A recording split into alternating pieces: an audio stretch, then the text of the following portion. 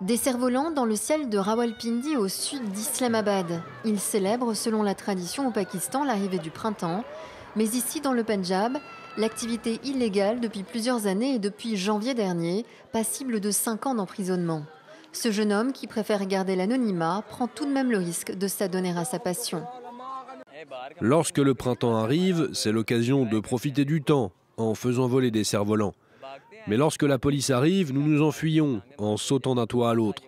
Si vous vous faites prendre, ils vous emmènent au poste, vous donnent une amende et vous traduisent en justice. Dans la province, la police est déterminée à mettre fin à l'activité jugée dangereuse. Nous avons trouvé une personne qui vend des cerfs-volants et des fils sur une plateforme en ligne. Nous l'avons contactée par WhatsApp, nous avons passé un accord avec elle et nous avons réussi à gagner sa confiance. Maintenant, nous avons son adresse et nous allons faire un raid. Le lieu de rendez-vous est dans cet hôtel insalubre du centre de Lahore. Les policiers mettent la main sur les preuves du crime, une dizaine de cerfs-volants. Cet homme, considéré comme un trafiquant selon la loi, est menotté. Il encourt jusqu'à 7 années de prison et 17 000 € d'amende. Faire voler des cerfs-volants, les vendre ou les fabriquer est un crime, car il s'agit d'une activité qui peut tuer.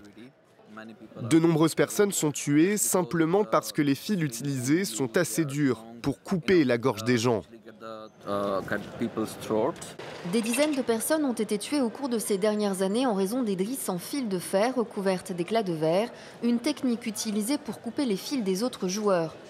Certains passionnés nostalgiques du festival annuel Basant, qui célébrait le printemps avec des cerfs-volants, tentent de convaincre les autorités de mettre fin à l'interdiction en proposant des moyens de sécuriser les habitants.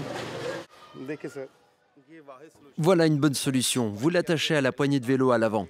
Ça devient un outil pour bloquer les fils qui pourraient s'approcher de votre cou. Si le fil s'approche de vous, il sera bloqué et ces lames le couperont. Quand quelque chose est interdit, les gens trouvent toujours des moyens de le faire de toute façon. Il est préférable de l'autoriser et de le réglementer. Plus de 1900